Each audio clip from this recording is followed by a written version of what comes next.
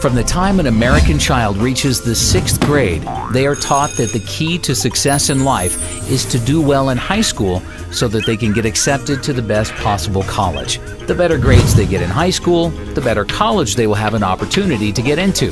They are taught that if they get into a great college and get their college degree, any type of job they desire in the field of their choice will be there waiting for them. After getting their dream job, they will be able to buy any car and house they desire, start their own family, and live the American dream. Most Americans today have an expectation of future economic success simply by obtaining a college degree. The entire purpose of elementary school is to prepare students for high school, and the entire purpose of high school is to prepare students for college. In fact, the U.S. now has hundreds of private college preparatory high schools that, at a cost of $25,000 per year, are supposed to increase students' chances of getting into a top-tier college. Students are taught to believe that if they don't go to college, they will be on a path to nowhere and will have no chance of ever building a successful career. Government regulations like No Child Left Behind have left grade and high schools in shambles. Instead of teachers having the freedom to think outside the box and use creative techniques to prepare their students for the real world, they are forced to be narrow-minded and teach with worthless information that will never help their students have successful careers. Today, there are no high schools left in America that teach students the knowledge necessary to start their own business, invent their own product, or even how to use the internet and other free resources to become educated about things without attending college. The annual cost to attend the average private four-year college in America today is $27,293, up 29% from 5 years ago, during the 2005-2006 school year when the annual tuition cost $21,235. This does not include the cost of textbooks, which have tripled over the past decade. Colleges are now charging $200 for each single textbook that has no resale value because they put out new, slightly revised versions with a new name each year. The textbook publishers are even colluding with college bookstores to make custom textbooks so that students can't save money by buying them online. Colleges are getting kickbacks from publishers in order to destroy the used textbook market, which by itself is proof enough that college administrators are only interested in lining their own pockets and have no interest in helping their students.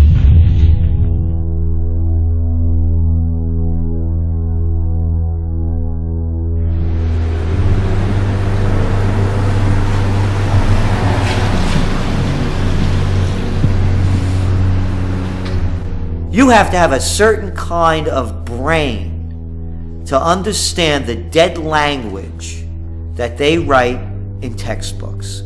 But they brainwash you from a little kid up so that you buy into the system and you get good grades and you study hard and then you become a member of the total system. No freedom. You don't know how to think, because they told you how to think their way. College tuition has seen 5.15% annual price inflation over the past 5 years. This is despite the fact that U.S. real estate prices are down 26% from their peak in July of 2006, and the Dow Jones is down 18% from its peak in October of 2007. Even oil is down 38% from its peak in July of 2008. During the financial crisis of 2008, Americans lost $10.2 trillion in paper wealth, and college is the only thing in America, besides the cost of health care, that did not at least temporarily decline in price. Inflation has made it impossible. Again, when I was a kid, it wasn't, you never heard parents saying, we're planning and putting money away for your education because it's going to cost us $100,000 and we have to keep putting that money away so that when you graduate, not only will you not pay us back, you're not even going to get a job. Over just a 2-year period from December of 2007 through December of 2009, 8,363,000 jobs in America were lost, or 6.1% of total jobs. 1 year later, in December of 2010, thanks to the Federal Reserve and the U.S. government spending $4.6 trillion on bailouts, stimulus programs, and other government spending, 1.124 million jobs in America, or 0.9% of total jobs, had been recovered. That is over $4 million spent for each job created. As we move deeper into this Great Recession, that we believe as inflation continues to skyrocket, the reality of a Great Depression will come in, because people will realize that all that worthless money you have can't buy you much of anything. You're going to see more and more people, as they're already doing it, believing that by going to college, that's going to be their passport to the future. It's not what it used to be. A degree, a college degree, a BS, what does that buy you? And I love the mentality. The mentality is this, that corporations and businesses won't hire a person unless they get a degree. Not me. I don't care if you have a degree. It makes absolutely no difference. I want you to have a mind, be able to think for yourself and think on your feet, and be energetic and love what you're doing and have a passion in so many different other ways. Not to be able to just regurgitate what you're being told. And that's all it's come to. It's regurgitation. During an economic downturn when Americans are losing their jobs, their primary instinct is to seek higher education in order to make themselves more attractive to potential employers and better position themselves to receive a job. However, how are Americans supposed to spend $27,293 per year for college when they have no savings or income to pay for it? The U.S. government, with the backing of the Federal Reserve, in the same way they created the real estate bubble by providing mortgages to all Americans through Fannie Mae and Freddie Mac, regardless of whether or not they had any capacity to pay the loans back, has been using the exact same easy lending practices to create one of the largest bubbles in U.S. history, the college bubble. College students borrowed $106 billion in total student loans for the 2009-2010 school year, up from $96 billion in 2008-2009, $94 billion in 2007-2008, $87 billion in 2006-2007, and $83 billion in 2005-2006. Total student loan debt in the U.S. currently stands at $830 billion and now exceeds credit card debt.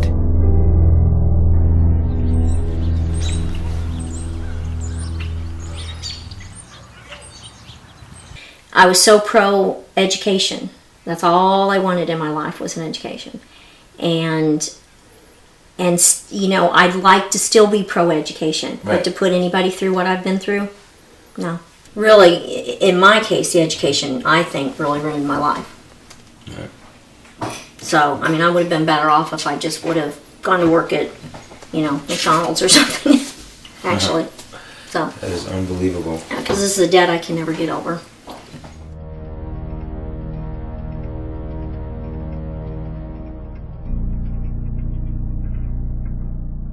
The U.S. government created Fannie Mae and Freddie Mac in order to make housing more affordable, but instead, their actions drove housing prices through the roof and made buying a house impossible for most Americans unless they took out no-money down teaser loans with interest rates that substantially increased after a year or two. The U.S. government has been trying for decades to make college more affordable, but its actions have accomplished the complete opposite effect. College is now impossible for most students to afford without getting deeply into debt to do so. All across the country, Americans are graduating college with mortgages before they even buy a house. When I graduated from my undergraduate degree, I had $300 in student loans that I owed. $300. you can hardly buy 2 cups of coffee and a meal at the student union these days for $300. So when I graduated with my undergraduate degree, what you got in exchange for your education was lifetime indenture and a new house. Right? So you got to buy the mortgage. That's what you got. You got your degree, you got out of school, you got a job, and therefore you bought a house because culture drives you to buy a house. So now you're in debt. You have to work. Now you have to be part of the wage slave economy for the next 20 or 30 years until the house is paid off. These days, college is the new house, and you don't even get the house. As soon as you get out of school, you're indentured for life.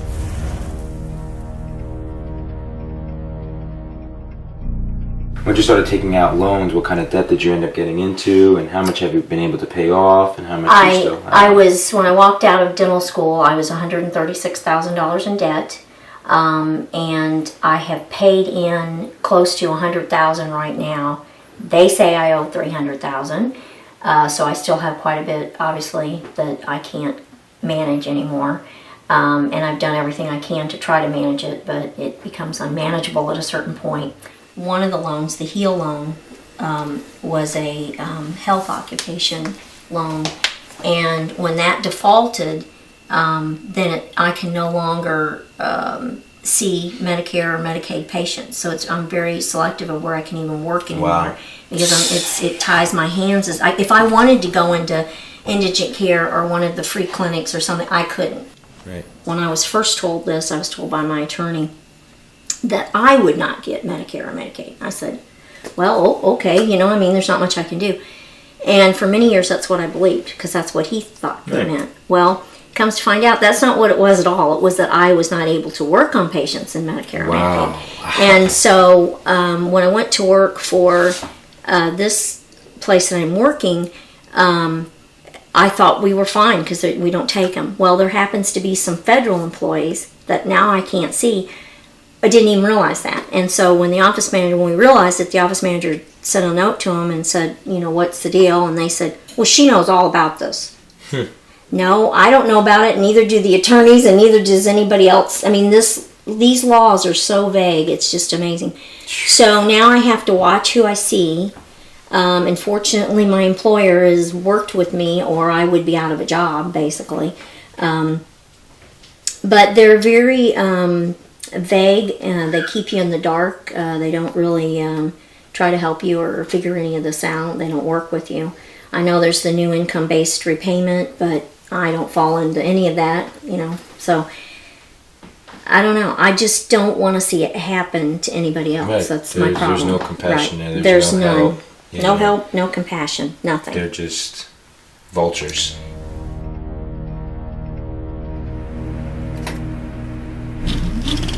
Back in the 1970s, the average college student was able to afford their college tuition without any student loans or help from their parents. They were able to pay for college by working a part-time job year-round or by simply working full-time during the summer when they were off from school. Not only that, but they were also able to afford their own car payments and possibly a small apartment. The U.S. government destroyed this by providing easy student loans to anybody who applied for them without any credit requirements. Over the past decade, any 18-year-old has had the ability to take out large student loans without even being asked if they have a job, what their high school grades were, what they intend to major in, or any other information that would help determine their future ability to pay back the loan. These are, this is a paper, and this is of course a copy, I have the original, of what they gave me the day I graduated from dental school. What amount, income level I would have to make, and how much of that would go to school loans, and what percentage. First off, I never even made enough in a month to pay the monthly school loan amount, so that's why it went into default. Right, and they basically made just completely unrealistic projections on what you were totally gonna make, unrealistic. right? Yes, I've not even managed to make any of them. Wow. At all. So this year, of course, they're projecting I would clear about $260,000, and I'm making about $80,000. Where do they come up with these numbers? Well, I'm not sure, and I They think thought that was the whole problem. over 400,000 In 2015, which will not ever happen. The problem is it also is your percentage of your school, of what they're taking. I know it's been proposed at 10%, and I think that is the fair amount. But at some points, I paid as much as 34% of my wage, 32% of my wage. Right now, I'm paying 25% of my wage to school loans. And that's a huge amount when you have other debts and other bills as well.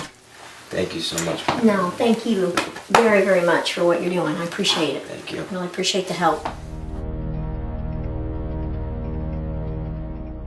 Today, 2/3 of students are graduating college with an average student loan debt of $24,000. And the government is now making the situation many times worse by completely taking over the student loan business.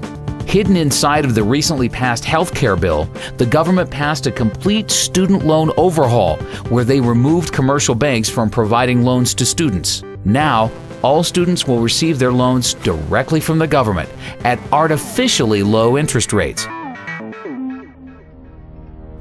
There's absolutely no reason why we, the taxpayers, should be funding college education. And that's what we're doing when they're giving government aid. You know what my college debt was when I got out of school? $1,500. $1,500. You talk about inflation? You talk about inflation? You know what it used to cost me a whole year to go to school? $2,000. And that included room and board. You want to talk about inflation?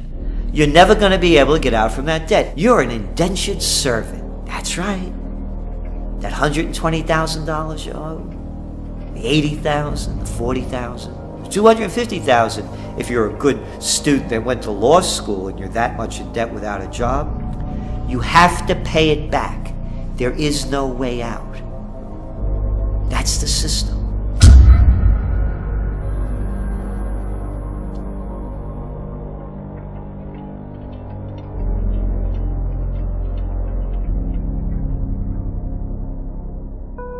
One of the unintended consequences of the Wall Street bailouts of 2008 is that now most American students believe that if they take out loans to attend college but can't find a job to pay them back, they will be bailed out by the government and have the loans forgiven.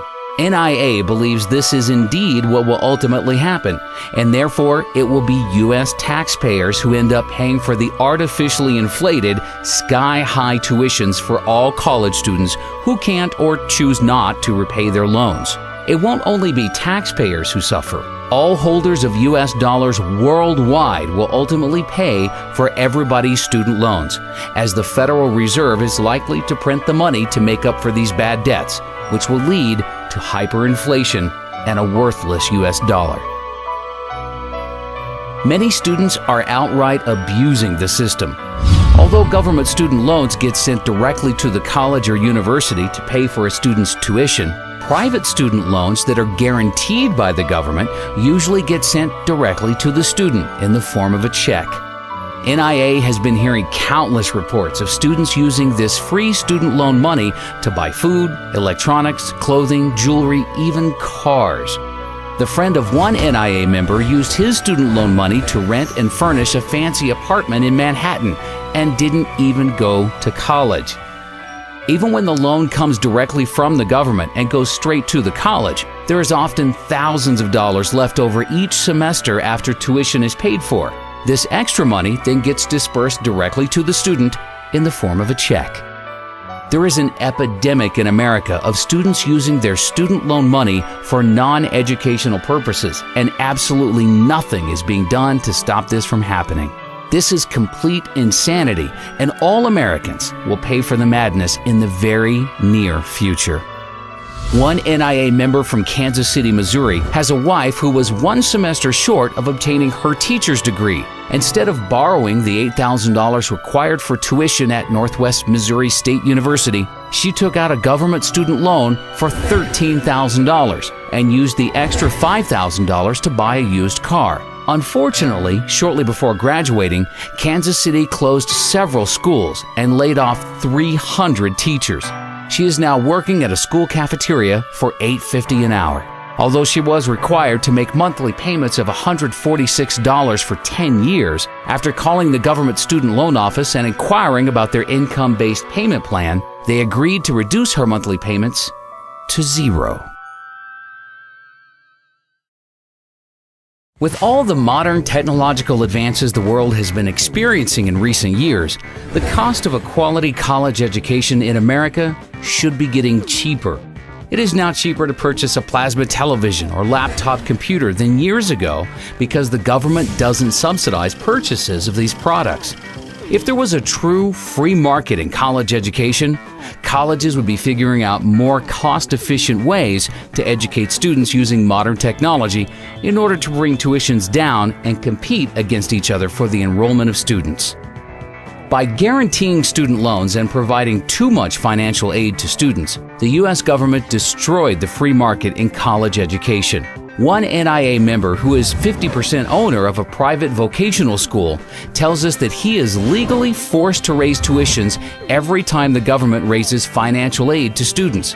The government's 90-10 rule mandates that at least 10% of a private for-profit college's income comes from non-federal government sources. Therefore, private for-profit colleges must keep raising tuitions to stay within the 90-10 rule. The government needs to get out of the education business completely and allow private banks to re-enter the market and compete against each other in order to offer loans at reasonable interest rates to students who will have the best ability to pay them back. The reality is, the majority of the students who qualify for loans today from the government would no longer qualify. But this will force colleges to either bring down their expenses in order to charge affordable tuitions or close their doors for good. Colleges in America spent $10.7 billion on construction projects in 2009, down from an average $14.7 billion spent per year from 2005 to 2007, but still very excessive. Colleges have recklessly spent to build new libraries, gyms, sports arenas, housing units, etc., all for the purpose of impressing potential students and their families. None of these projects have added anything to the quality of college education in the U.S. Many colleges have very large levels of debt they undertook to build new construction. With most college endowment funds being crushed in recent years due to collapsing real estate and stock market prices, many colleges have very poor balance sheets that won't be able to withstand the slightest drop in enrollments. Jocks! Grown-up jocks! Excuse me, they're coaches now. Hey, coach. Making millions of dollars. For what does this have to do with education? What a waste. What a waste. 2-bit universities fielding baseball teams, football teams, basketball teams. For what? To entertain the kids? Yeah, you could do this if you're a very rich society and you have the money to waste. But not during a great recession. And not as the median household income of the country continues to decline. And not as you're sending all of these kids to get degrees in worthlessness, because that's what these university degrees are, a lot of them. It's a waste of money, it's a waste of energy, and it's an affront to anyone who really wants to think seriously about an education, because it has nothing to do with the NCAA. We are sort of seeing the perfect storm. We have seen all this construction the past few years, and if you're a college president, putting your name on a building is quite nice. But you are not there, you probably have moved on somewhere else while your name is on the building, but now the operation and maintenance costs are now falling due. And that was never part of the original bond issue, so now we have all these facilities coming online. Students, are being stressed financially, parents are being stressed financially, tuition's going up like crazy. Even those schools that are lucky to have endowments, typically they're not having the return they used to have in the old days. So there is just this tremendous, culmination of things all coming together that is just going to just stress the system completely. We just saw that there were even riots in UCLA when they saw a 32% increase in tuition. I mean, do you think that we'll start to see a lot more, riots and students getting angry at these tuition prices? I would love to see a little more activism on the part of my students. I think they have been taking this now for such a long time that maybe it's just part of the scenery now and they're not really worried about it anymore. And I also think a person that's 20 years old, 22 years old, does not realize the implications of not being able to escape student loan debt. When I was in my high school years, at that time, many people were going to college, borrowing the money to go as far as all the way through medical school. And when they graduate from medical school or law school, they would simply just up and declare bankruptcy. But in its wisdom a few years ago, as you probably know, Congress changed those rules in that you can no longer discharge student loan debt through bankruptcy. And now, even if you happen to make it to Social Security and you still owe them money, they're going to come after your Social Security check, if it exists, which I don't think it will. With NIA projecting all U.S. interest rates to rise dramatically over the next few years to multi-decade highs, many colleges will likely be forced to double or triple their average tuition inflation rate to 10 or 15%, just to cover rising interest payments. As the word spreads about this documentary and Americans become educated to the truth, more and more students will wake up to the fact that college education is the largest scam in American history. We are about to reach a point where students say enough is enough and refuse to pay higher tuition prices. There are currently a total of 4,168 public and private 2- and 4-year colleges in the U.S. In the near future, as the U.S. dollar begins to collapse and American families are forced to spend more than 30% of their income on food, we expect to see a sharp contraction in the number of colleges in America. NIA conservatively believes 20% of American colleges will close by the year 2020.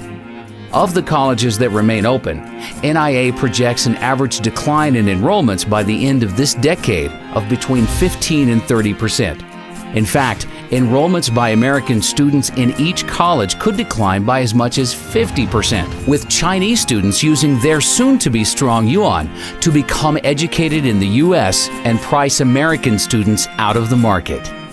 NIA also projects for most colleges to reduce their faculty sizes by between 25% and 40%, which will mean larger class sizes and a further decline in the quality of education.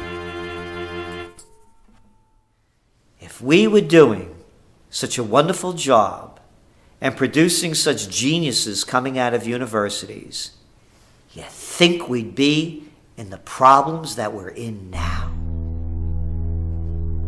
Do you think that we would be among the most unhealthy nation of people in developed nations? Do you think that we would be gobbling down junk food? Do you think that we would be prescription drug addicts as a society?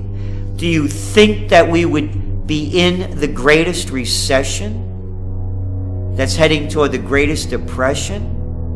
Do you think we would be in Iraq and wasting trillions of dollars fighting losing wars in Afghanistan and now in Pakistan?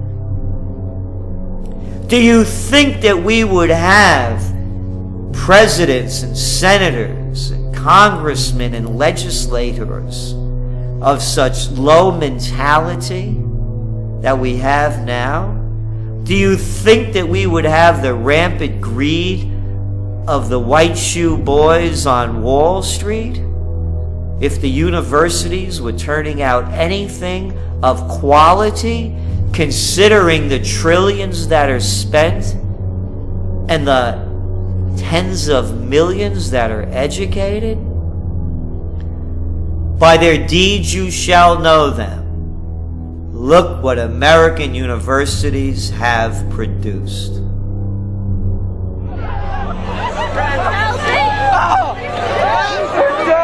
The simple truth is, any American high school student who has any savings put away that they are planning to spend on college would be much better off simply investing this money into physical silver. A senior in high school with $30,000 in savings who buys physical silver today will likely have enough money to buy the median U.S. home 4 years from now.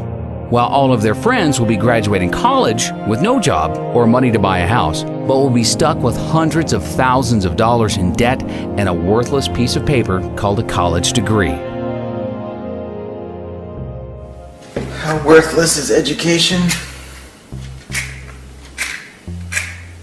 Let me count the ways. My worthless college degree.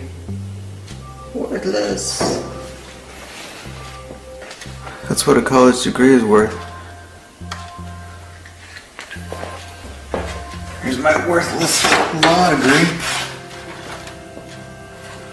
Equally as worthless. Here's my worthless license to practice law.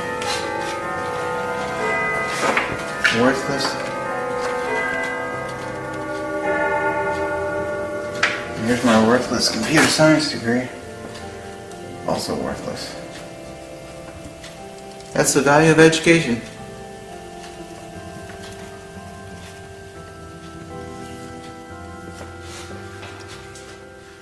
If somebody were graduating from high school today and wanted to know whether they should go to college, I would say they should run, not walk away from college, because the industrial age doesn't have long to go.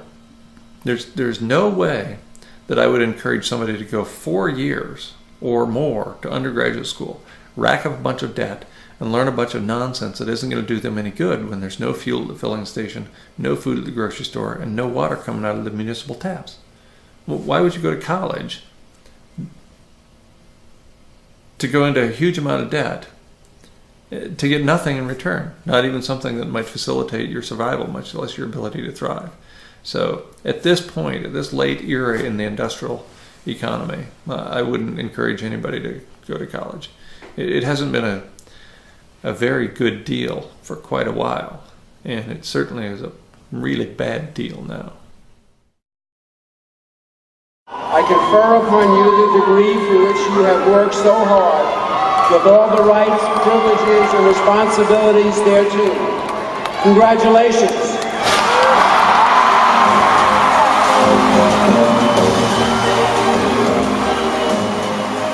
As fast as college tuition costs are rising, the value of a college degree is declining even faster.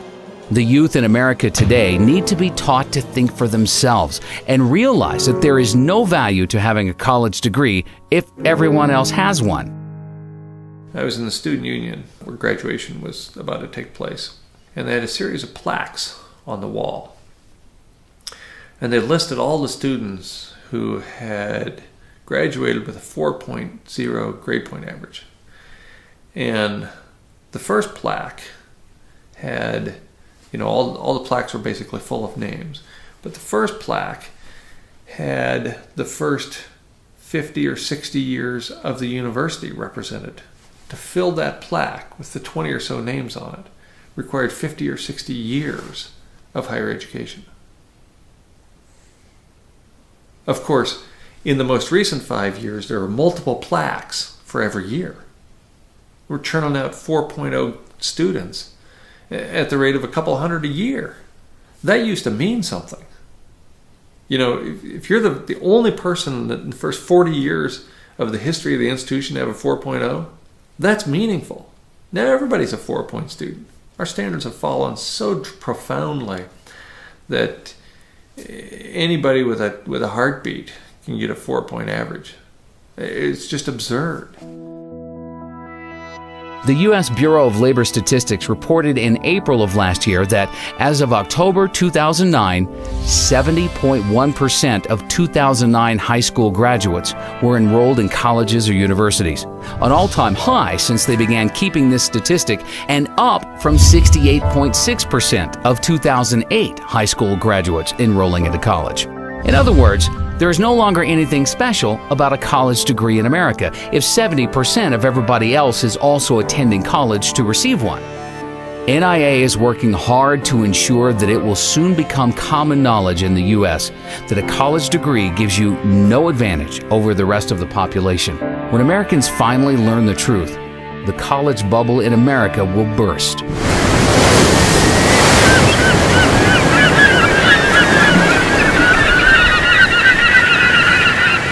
College enrollment has been increasing really since the late 80s. But what kind of is an unknown secret is since 1992, the majority of college graduates, 60% of them were in positions that the BLS considered low scale and typically did not require a high school education. For example, 20% of all the new waiter and waitressing positions created since 1992 have been filled by college graduates.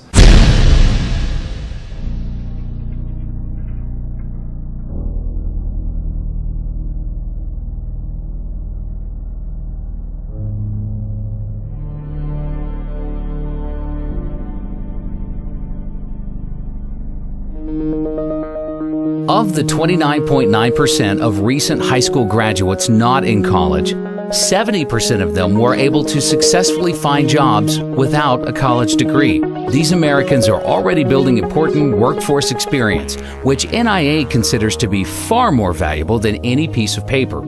By comparison, only 42.1% of recent high school graduates in college have a job. And most of these are part-time jobs where the students are building very little workforce experience. The 57.9% of students in college without jobs, not only are they wasting their savings and getting deeply into debt for a worthless piece of paper, but they are losing out on valuable income they could have been earning during those 4 years. One of the greatest myths in America today that is used to scam Americans into overpaying to attend college is that college graduates make more money in their lives than Americans without college degrees, and therefore a college degree is a great investment.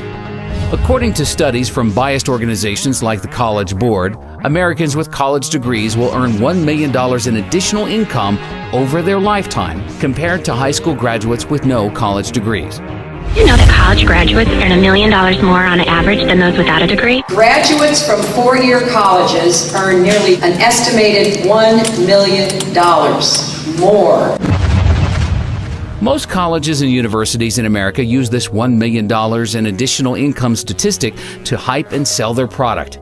It has been repeated so many times that it's just about been accepted by all with nobody questioning its validity.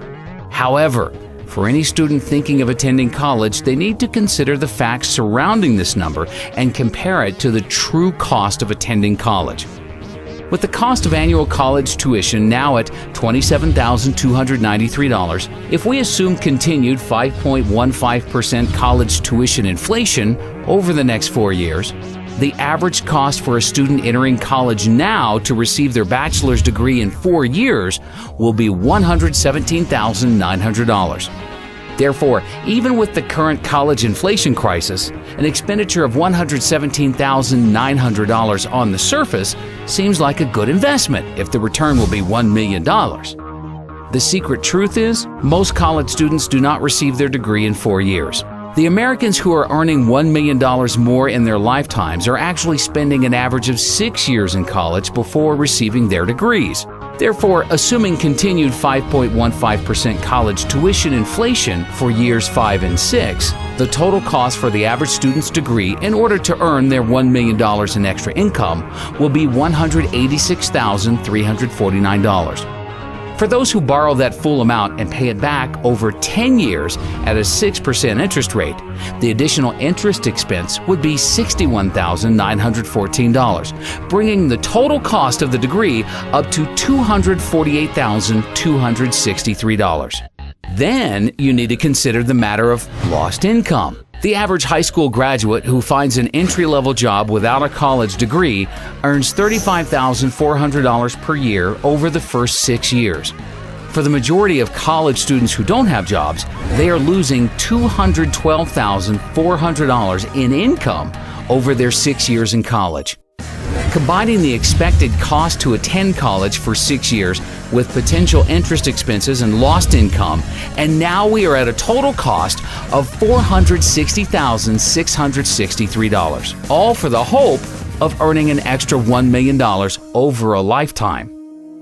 Another important fact is, all of the reports that show $1 million in extra income for college graduates over high school graduates include students who receive GEDs as being high school graduates. Most GED recipients weren't motivated enough to graduate high school and therefore shouldn't be included in these statistics as real high school graduates. NIA believes GED recipients are unfairly skewing down high school graduates' average incomes. Also, the simple truth is, some Americans are just more motivated than others to make money and have successful careers. Somebody who wants to earn a high income usually goes to college because they have been suckered into believing it offers them the greatest ability to do so. Whereas most Americans who don't attend college don't have as strong a desire to have a successful career. 95% of college graduates interviewed by NIA with annual incomes above $200,000 tell us that their college degrees had absolutely nothing to do with their business success. In fact, of these same people surveyed, 90% of them said that they probably would have become successful at a much earlier age and be making even more money today if they didn't waste so many years of their life attending college. The phony $1 million in additional income study that was conceived by the education industry in order to deceive Americans into overpaying to attend college is just one of many false, misleading studies that they have created in an effort to create an illusion that college is a good investment, no matter how high tuition prices rise. The mainstream media has been working with the education industry and helping them perpetrate their schemes on the American public. One of these schemes was the 2008 pharmacist shortage hoax.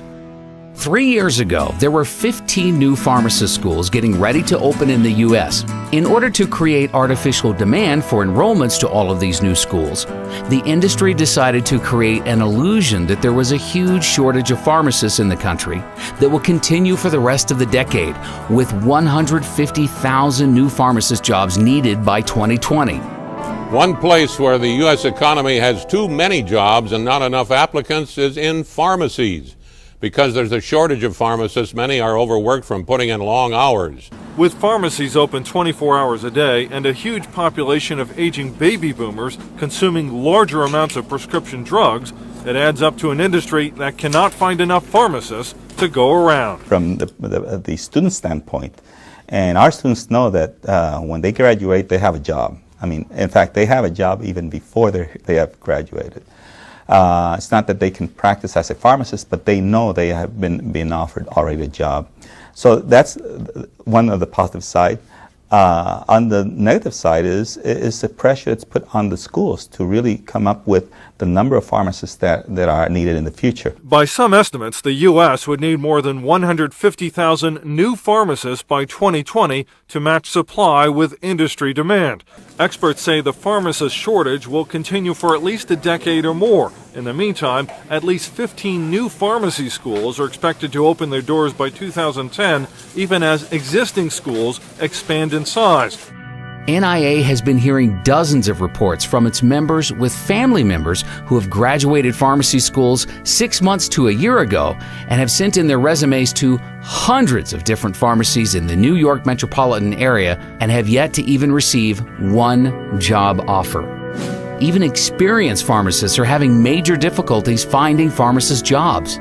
The husband of one NIA member retired 5 years ago as a pharmacist in New Jersey, but has now decided to re-enter the workforce so that their family can accumulate enough gold and silver to survive hyperinflation.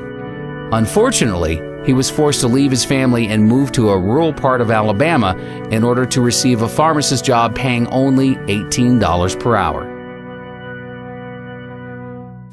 Law schools have also been deceiving the public with false and misleading statistics. During the past decade, an unprecedented number of Americans went to school to become lawyers because they thought if they became a lawyer, they would immediately become rich. Some law schools are advertising that 90% of graduates are employed within 1 year of graduating. The unfortunate reality is, law schools are deceiving their students with these statistics because most of their graduates who are employed within a year of graduating are not employed at law firms. They can be employed at Walmart or McDonald's, but the law schools will still consider them to be part of their 90% employed within a year. A lot of schools right now will tout a job placement rate after graduation, or what percentage of their graduates are employed X amount of months after graduating with a degree. And what you're seeing sometimes is manipulation and outright just fraud in how they calculate this. One major law school was recently admitted to hiring a bunch of unemployed illegal graduates to work in their admissions group at the same time their placement rate survey was being conducted. So yes, were they employed at the time? Yes, but it wasn't an illegal profession. Law schools are handing out 43,000 law degrees each year, yet 15,000 attorney and legal staff jobs have disappeared since 2008. Many people wonder why 60% of the U.S. Senate and 37% of the U.S. House of Representatives are lawyers. Well, the reason is they go to Washington in order to pass as many new, harmful, and destructive laws and regulations as possible in order to provide enough work for all of their lawyer friends.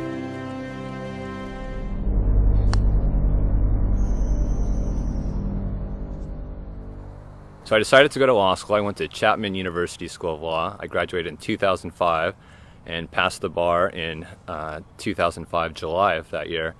And overall, I did not have a good experience in law school. In fact, the first week going into law school, it was not at all what I expected. I thought that the law was to promote freedom and liberty and justice. And in fact, what I realized shortly after entering law school is what the law has become is an excuse for bureaucrats to regulate just about every aspect of our behavior. All of the needless legislation that is passed each year in order to provide work for lawyers has the devastating unintended consequence of destroying what little is left of the free market. Small businesses are the backbone of the U.S. economy, but it is now nearly impossible for a small businessman with limited financial resources to build a large, successful corporation in any sector because their legal costs would eat up all of their capital needed for research and development. Lawyers do very little to add real value to society. In fact, most legal and financial related service jobs on Wall Street are made possible solely due to inflation. It is because of the Federal Reserve's 0% interest rates and trillions of dollars in bailouts that all of these jobs exist. But these jobs only exist because money is being stolen from middle-class goods-producing workers and being redistributed to non-producing workers on Wall Street. A lot of people that I graduated with found law to be very similar to how I found it, and that is, it wasn't really about helping people or benefiting the community. It was really just a system whereby bureaucratic lawyers make money trying to interpret complex statutes that really serve no purpose. There is a law for just about everything. You want to marry somebody who you love, you have to get a license to do that. You want to develop the real property that you purchased, you have to go to the city and get permits and licenses to do that.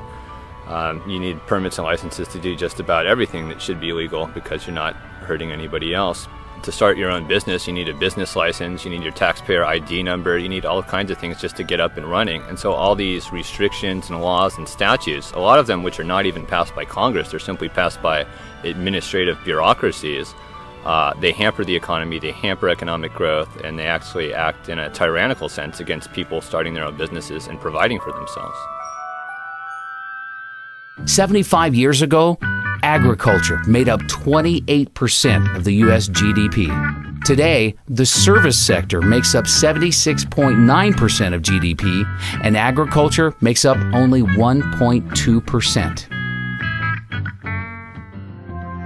The only way for a country to produce real wealth is by farmers growing food, miners mining for gold, silver, and other precious metals, drillers drilling for oil, natural gas, and other commodities, and manufacturers manufacturing real goods that can be exported to the rest of the world. Goldman Sachs has never created one dime of wealth for our country. Yet most politicians in Washington have been brainwashed into believing Wall Street jobs are necessary for the U.S. to have a strong, viable economy. Likewise, nearly all Americans who have gone to school during the past decade have gone to school for degrees in legal, financial, or other service sector jobs. Almost no Americans have gone to college to become farmers, gold miners, or oil drillers.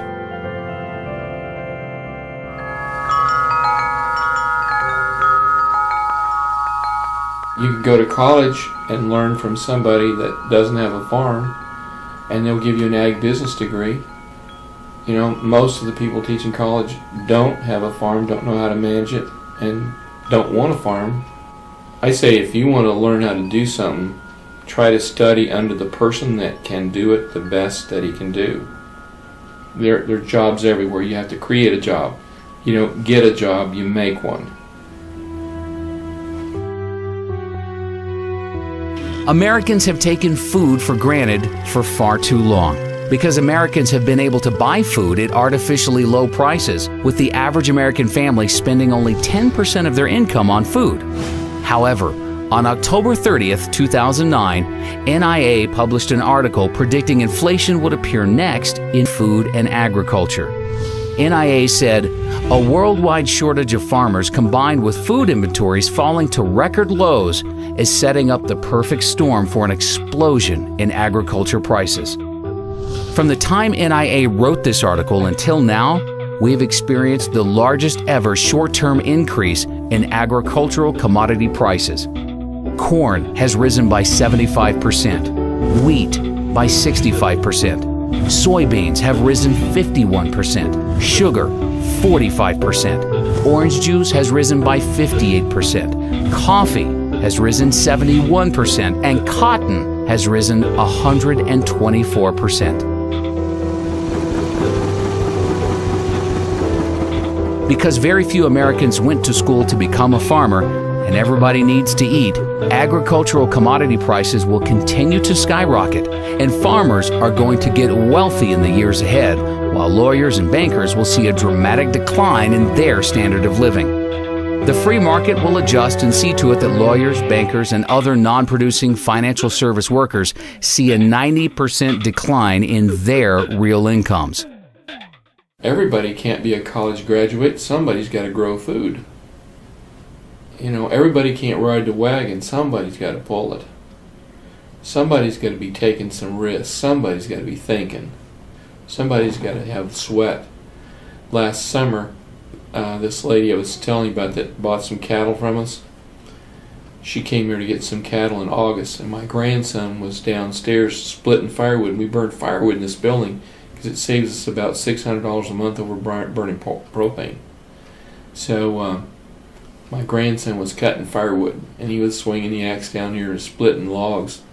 And it was August, it was about 95 degrees, and she came in here to sit down, and she says, there's a kid down there cutting firewood.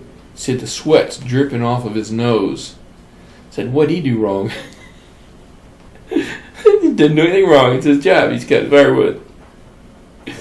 That's her grandson. He's 14. You know, he'll cut, 6 cords of firewood a day. That's what he does.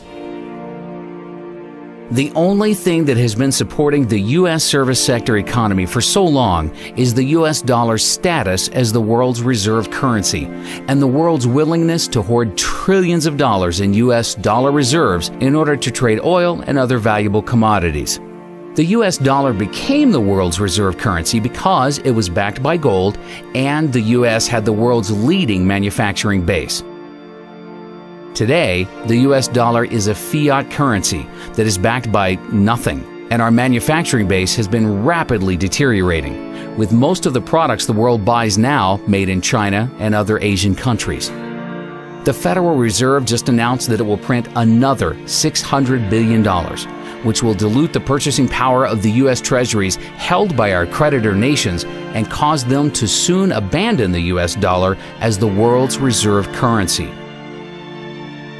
The entire U.S. economy is a Ponzi scheme that is dependent on the rest of the world continuing to buy larger amounts of U.S. treasuries.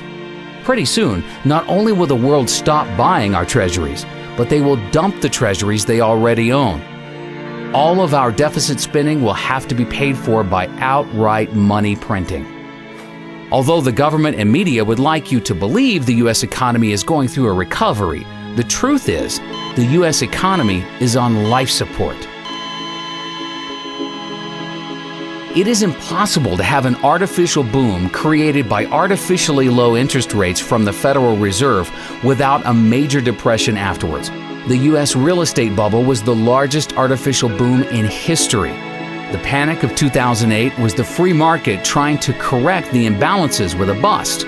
But the Federal Reserve prevented a necessary depression from happening by taking trillions of dollars of worthless assets onto its balance sheet. None of the imbalances have been fixed, and the real depression is still to come. But unlike the depression of the 1930s, which saw falling prices, the upcoming depression will be a hyperinflationary Great Depression, with prices for food, energy, and everything else Americans need to live and survive soaring through the roof. All young Americans today should be entering the workforce as soon as possible in order to generate enough income so they can accumulate physical gold and silver. When the US dollar collapses, only those with gold and silver will be able to buy food and other goods needed to live and survive. Those with the most gold and silver will have the best chance of surviving the upcoming collapse of the US dollar. Our country needs to wake up to the reality that the world is changing and Americans will need to undertake new methods of survival. The American mindset has become so obsessed with the belief that college is the key to success that by the time most people wake up to the truth, it'll be too late. One NIA member recently took his son to the doctor, and the doctor asked his son if he was going to attend college. After his son said he doesn't know what he wants to do, the doctor went on for 10 minutes praising the virtues of a college education. Our member then explained to the doctor the realities of our new world and how college is a scam and no longer worth attending. The doctor didn't know what to say except, well, over time, college graduates make more. NIA believes that the future of education is over the internet. Americans today can purchase just about any type of product they want over the internet for substantially less than they can find it in a retail store, because online retailers have substantially less overhead costs. Walmart's biggest competitive threat today is not Target, but is actually Amazon.com, which now has a $79 billion market cap and is fast catching up to Walmart's $204 billion market cap. The largest and most profitable college of the future will be an online college that attracts all of the most successful professors from around the world and allows them to teach an unlimited number of students over the internet. Students will have the opportunity to be taught by the very best in any field of their choice from the comfort of their own home. They will receive a much higher quality education for only a small fraction of the cost of attending a traditional college. By the end of this decade, NIA expects online colleges to gain at least a 25% market share of the total higher education industry. Well, you actually also teach online courses as well. I mean, do you think that that's the future, online learning? I think the future actually is online learning. If the grid can stay up, which I hope it does, I think most people have an interest in seeing that happen. So I think a lot of things could fall apart before the grid and the internet does. So I think that's the way. I always ask my students, does it really make a whole lot of sense for all 20 of us to drive here every Tuesday and Thursday to get together to talk about digital media stuff, when we really could do this with a little bit of re-engineering and actually have, instead of all of us coming together, if I came to you wherever you were? I think that's a model of the future. If you figure out each student probably spends 2 gallons of gas a day to come to class, times 20 students, times 15 weeks, add up how much gas that is and how much that costs. Who wouldn't want to have that money back, especially over a couple of semesters? Especially now because we have a much richer media environment to use for teaching and learning. I can now embed videos in my classes. I can bring in things like the National Inflation Association videos to my classes. I can bring dynamic, compelling things to my class that even in the old days, if I was really a compelling speaker, it's far better now. So even a mediocre professor like me can make my class rich and interesting, even in the online environment. You tell me the difference about sitting in an auditorium in NYU with 1,000 other people or sitting in front of your screen and listening to a professor. What's the difference? Look what's going on in India. They estimate some 500,000 Indians have gotten university degrees in engineering through online. Interactive view is what I called it back then. And how many did we turn out in the USA in the same period? About 150,000. It's the future. The future is now. But they're holding us back on real internet learning, real real digital online learning because of the people that want to control the system, the ones that want to have the tenure, the whole college industrial complex. That's all it is. It's a racket. Just like war's a racket, colleges have become a racket. While millions of Americans are at home right now wondering why are food and gas prices going through the roof, there is a small group of U.S. citizens that are preparing right now for the collapse of the U.S. dollar. These select few Americans will not only survive the upcoming hyperinflationary crisis, but they will be positioned to prosper and become wealthy as the rest of America is going to go broke. On December 11th of 2009, NAA declared silver the best investment for the next decade at only $17.40 per ounce. Just recently, we saw silver hit a high of nearly $50 per ounce for a gain of 185% for our members. In fact, in February of 2010, NAA suggested silver call options that ended up making a gain of over 1,000% at its high. You know, it amazes me how many people have been contacting us recently. I mean, every week we receive countless emails from people that say that they've learned more about economics from being a member of NAA for just 1 month compared to studying economics in college for over 4 years. NAA members receive weekly articles, videos, and updates with priceless economic information that the mainstream media is afraid to talk about. All across America, students are being brainwashed right now with Keynesian economic principles that got us in the debt crisis that we're in today. We are not going to solve our economic problems by making the same mistakes in the future. After the financial crisis in 2008, the U.S. should have went through a much-needed recession, where we saw the free market rebalance our economy from the ground floor. That way we would have built on a solid foundation, saw a real recovery with real economic growth in the future. A record 44.2 million Americans, or 14% of our population, are on food stamps right now to put food on the table. I mean, with the government about to go bust, these entitlement programs are a thing of the past. You know, 2/3 of Americans are getting ready to retire and actually believe that Social Security is going to be able to support 50% of their income. I mean, let's face it, retirement in America is also going to be ancient history. Even Americans that have millions of dollars in the bank will soon go broke.